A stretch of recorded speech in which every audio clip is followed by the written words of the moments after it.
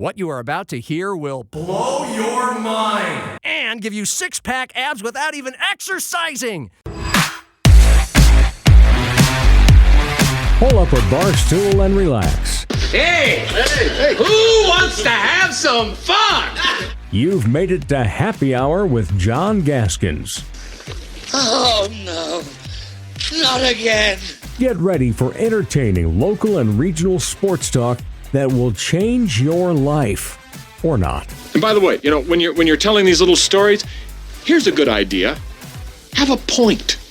It makes it so much more interesting for the listener. Here's your host, John Gaskins.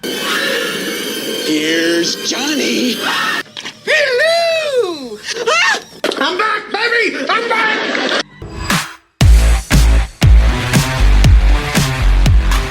Hey, happy hour on a Tuesday. 4 days away for the Jacks and Yotes kickoff, and we're celebrating with a Sauvignon Blanc at happy hour today, but there's nothing to whine about because we get to see what Chase Mason has in store in 4 days. And as of last night, USD officially has its quarterback. Matt Vidstham announced it, and he joins us for a half hour today, the new head coach. And more than a half of that half hour is a deep dive on the freshman Austin Modrzewski. He beat out a couple seniors, and I've got my own angle on that in just one moment. Plus, later today, the foremost authority on the FCS, Sam Herder, for a half hour. Big picture look at the national title contenders, and this is just one day after he announced that he lost his job at BetMGM and Hero Sports, and he's now his own boss. And yes, we talked about that. We encourage you to get right in there on his Patreon. Find him at Sam Herder FCS, the same way we heavily suggest you subscribe to Sioux Falls Live, because Matt Zimmer, who's on our show tomorrow, Trent Singer, who's on our show Thursday, crushing it with local high school and college football coverage. You won't get anything like it anywhere else. We go well beyond the surface. It's affordable. You'll be more informed and entertained for it. So if you haven't done it, please get a subscription to Sioux Falls Live. They pay my bills. And it's also where you can watch our show. I mean, you can watch the show. Video producer Cordell Wright makes it a TV show. You go to the article for the show every day, and then you click on that icon that would allow you to take it from your phone onto your TV set at home. I've done it. I do it all the time. It's awesome. Curtis Riggs, by the way, Monday afternoon quarterback sessions starting this Monday. Cannot wait to react to all the football we see around here. Curtis, of course, was a quarterback, so he, like me, and all USD fans will have eyes wide open and fixated on the Dakota Dome at 1 o'clock on Saturday, because the freshman Austin Modrzewski will start at quarterback. I mean, when it comes to wow, must-see TV at any level of football, college, high school, NFL, not just a guy making his debut, but a freshman or a rookie starting in game one, that is tough to beat out of the blocks. It could be awesome. It could be awful. Growing pains are expected, but in most cases, and I believe Saturday is the case, some wow moments. Expect fireworks to fly. You got to be undeniably good to beat out a couple seniors. I mean, other than taking over for a legend, Aiden Bauman, who for 3 years set records and helped change the face of USD football into an FCS powerhouse, there's nothing to see here. All Austin Modrzewski is a 6'5" stud with a rocket arm, a now good command of the offense after months of practice, and a year as a redshirt there, by the way. He's improving by the day on decision-making, and he can take off and run when needed, which will be refreshing in Vermilion. And, all of that sounds like, I don't know, another FCS quarterback in South Dakota, up north about 2 hours. But still, this is a freshman, never played. Matt Vidstham is a rookie head coach. He's got a lot on the line for him, and the Yotes start at number 12 in the country. They've reached 3 straight quarterfinals.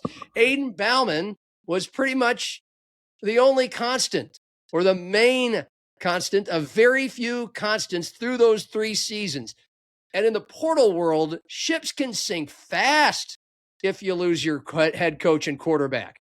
We know there's plenty of good foundation in Vermillion, but immediately, this is a mammoth first head coaching decision for Vitz, who, by the way, is a quarterback coach by trade. So he really, really had to see something undeniably special to pick a freshman over 2 seniors. So after a 3-horse race, splitting reps in spring ball, Vitz wanted to make his decision a week into fall camp to give the QB1 more reps before game 1. And who did this kid beat out? He beat out Jackson Proctor, not just a couple seniors. Jackson Proctor spent 27 games, 27 under his belt playing at this level, FCS at Dartmouth. As a starter 2 years ago, he was 8-2 and set the school's completion percentage record, 68%. And he can run. And so he was so good, he did go to the FBS last year at Northern Illinois. Didn't play, that's why he's in USD. Nevin Cremascoli, the other senior, he began his career at Northern Illinois in the FBS, and he spent 3 seasons in Vermillion as an Aiden Bauman understudy. And during the spring and in July, when we talked to Vitztham, the coach called Cremascoli comforting because of his knowledge and work in the system. So literally, 2 more experienced seniors had been FBS caliber quarterbacks. And yet the freshman is the pick. Modrzewski, so good, Vitz had to ride with him. He could not keep him off the field, even as a freshman, when the more comforting thing to do would be to go with the safe picks and have the kids stand on the sideline and just soak it in. Nope, not happening. Vitz cited Modrzewski's arm talent as, quote, above what they've seen at USD, plus the ability to make checks and control protections at the line, and he's developed trust with his teammates, and plus the ability to make running plays. And after a week of fall camp, Modrzewski got the lion's share of the number 1 reps against the number 1 defense. They put him in all kinds of situations, red zone, 3rd down, 2-minute drill. They threw the kitchen sink and a pretty damn good number 1 defense at him, and he struggled at first, and then the light went on. And you'll hear Vitz in our chat about the moment when it all really started to click. He takes us right there. It's insightful. It's illuminating. And here is how the coach describes the freshman's personality.